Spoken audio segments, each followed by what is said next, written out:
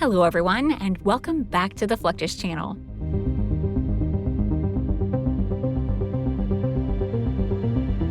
The President of the United States is considered by many to be among the most important public figures in the world.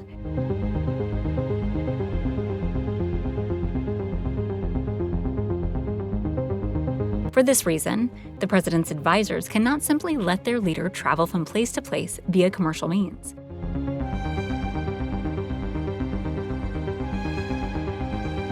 When the President of the United States needs to get around, he has a number of choices.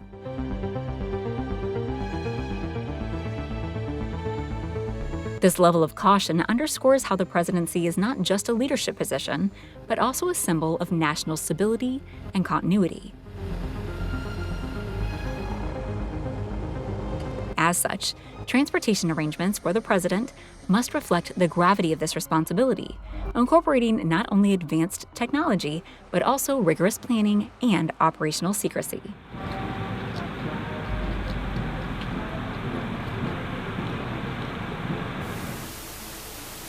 While the president's flying Air Force One remains one of the safest places, Marine One helicopters undertake the arduous task of whisking the POTUS to an airbase where he can board Air Force One.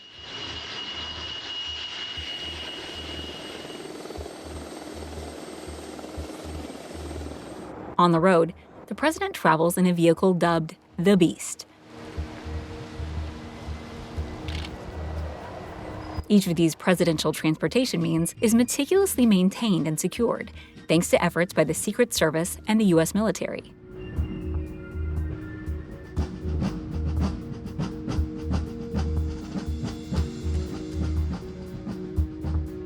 Air travel provides the president the advantage of speed and efficiency, allowing timely responses to national or international developments.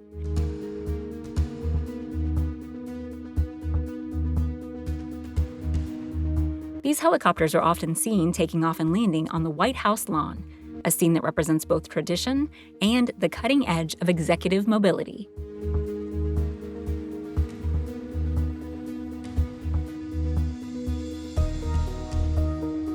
The Sea Motorcade is a sight to behold. It is typically led by a number of motorcycle police officers, responsible for clearing a path through traffic and ensuring the motorcade can proceed smoothly.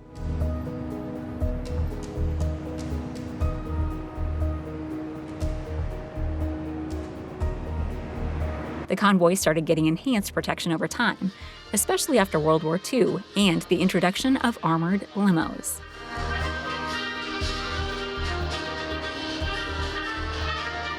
Flags waving and sirens blaring are a common scene in numerous ceremonial processions or demonstrations.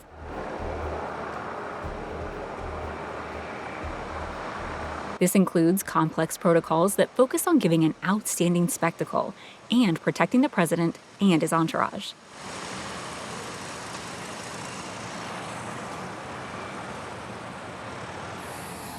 This protocol is defined and regulated by the Secret Service as one of the main actors in the caravan when executing logistics and implementing security measures.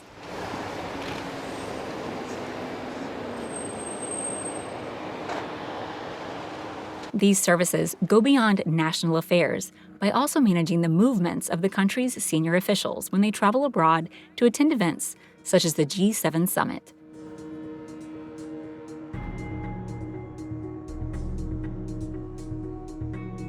In those cases, the Secret Service has the Air Force at its disposal to transport its equipment and personnel.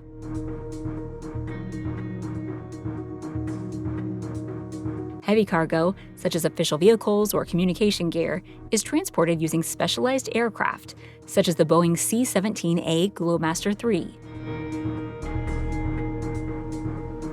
This ensures that the equipment remains under constant surveillance and is protected from potential threats throughout the journey.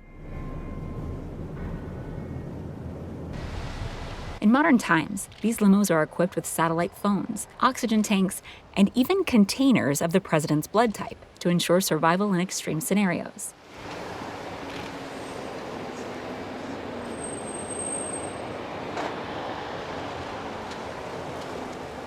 Each vehicle is subjected to meticulous checks before deployment to confirm it can withstand various forms of attack.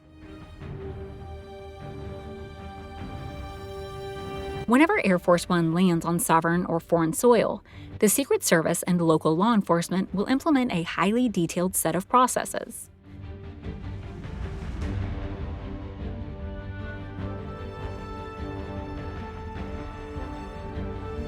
Though Air Force One sometimes receives a military escort, it's more common that planes will be standing by in the event of an emergency.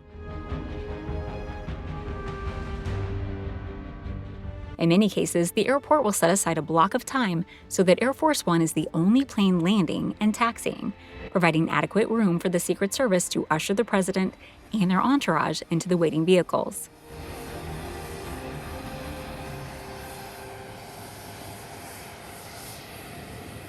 In any case, whether abroad or locally, the organization of the Presidential Motorcade follows a defined structure maintained by the Secret Service and other government members.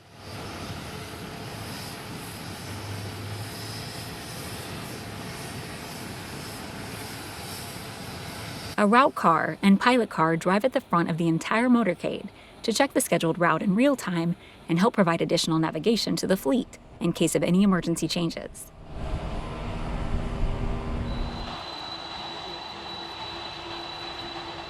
They are followed up by the lead car, who works as the brain of the operation and is the decision maker for the pack.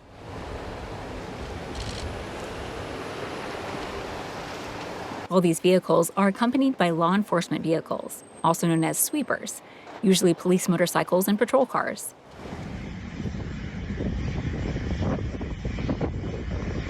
They keep the road clear so the motorcade can maintain a constant speed. These convoys can consist of up to 50 vehicles, each serving a distinct function, ranging from decoys to communications support, and from emergency medical units to press vehicles. The sheer scale and coordination required demonstrate the importance placed on the president's secure movement.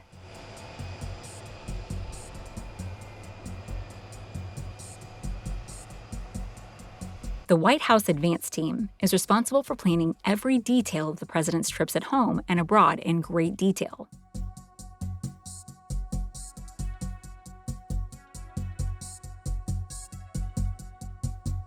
To achieve this, the team makes a survey trip, usually a month before the actual visit, to meet the foreign officials.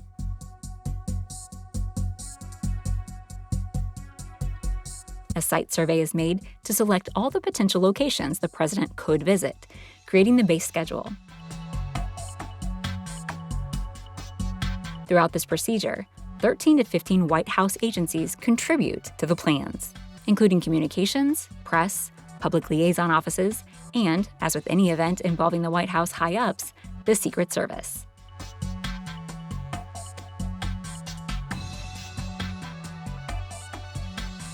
Once the president's travel itinerary is established, an advanced team arrives at the locations to stay until the arrival of the main group. As a final procedure in the scheduling, the military office plans arrangements for Air Force One, the presidential helicopters, and the limousines, with the Secret Service establishing the motorcade routes.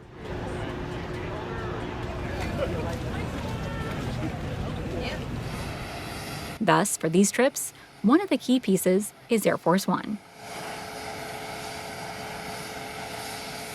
Contrary to popular belief, the name Air Force One does not always refer to a specific plane. In fact, it is the official air traffic control call sign for any United States fixed-wing aircraft carrying the president. The history of this call sign goes all the way back to the 1930s, but did not come to include any specialized aircraft until 1943. That's when President Franklin D. Roosevelt began flying on a modified Douglas C-54 Skymaster, known as the Sacred Cow. Post-war developments brought the use of jet engines, replacing piston-powered engines. With the arrival of jet airliners, Boeing became one of the main suppliers of presidential aircraft from the 1960s to the present. For example, the latest plane used by Air Force One is the Boeing VC-25, a heavily modified Boeing 747-200B, and is codenamed SAM 2800. Still, among all the aircraft used as presidential transportation, one of the most emblematic is the historic SAM 2600. A modified Boeing 707 carried 8 presidents, from Kennedy to Clinton, and played an important role as a national symbol of the Cold War. Its iconic fuselage color design was developed by First Lady Jacqueline Kennedy and famous industrial designer Raymond Loewy. Its interior was equipped with all the necessary instruments for the president to carry out his job while flying. The cockpit held storage spaces for equipment, including firearms, and a safe for nuclear codes. A communication station allowed the president and other key figures to communicate globally, while its presidential galley was used as a catering area for the president and his staff. Those features and a few technological improvements allowed the SAM 2600 to symbolize American diplomacy and power. This preparation process involves liaising with embassies, local law enforcement, and aviation authorities to ensure coordination across multiple layers of government and security infrastructure. The aim is to mitigate any disruptions and ensure real-time contingency response capabilities. While Air Force One is the iconic symbol of the president in the air, it has not been the only means of air transportation used. Marine One is the call sign of any helicopter used to carry the president on short trips. The Marine Helicopter Squadron 1, or HMX-1, was in charge of transporting the president and vice president using Marine One. The first helicopters did not offer many advantages. However, the later versions became more useful. The latest aircraft can fly more than 150 miles per hour, featuring ballistic armor and anti-missile countermeasures.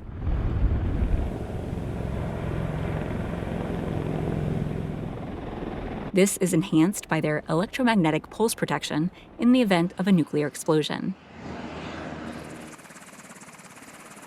These characteristics of Marine One make the HMX one of the most relevant teams for the White House.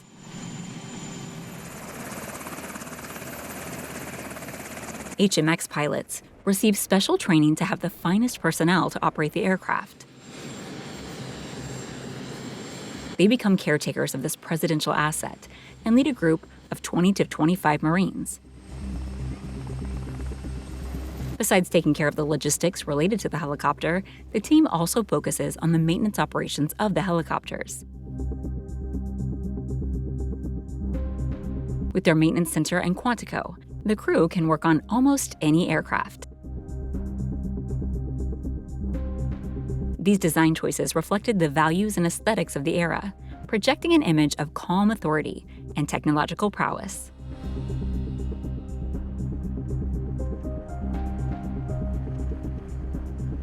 Even today, elements of that design influence the modern VC-25 aircraft, which continue to function as both mobile command centers and flying diplomatic embassies.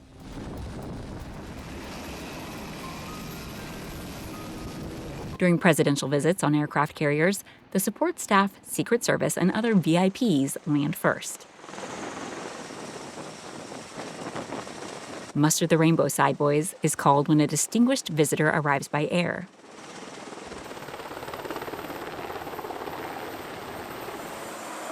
The president lands and alights from Marine One and is saluted while the Secret Service provides protection.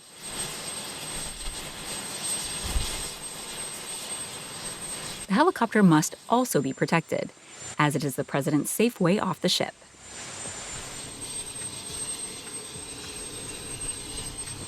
Secret Service forms a protective cordon around the helicopter.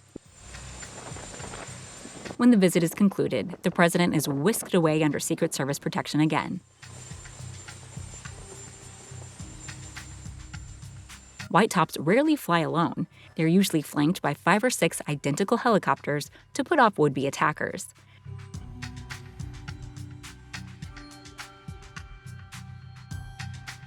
The accompanying helicopters are decoys, so that potential attackers don't know which aircraft to target.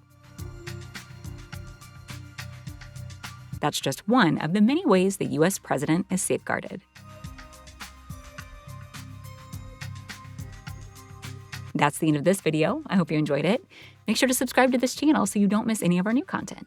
See you next time.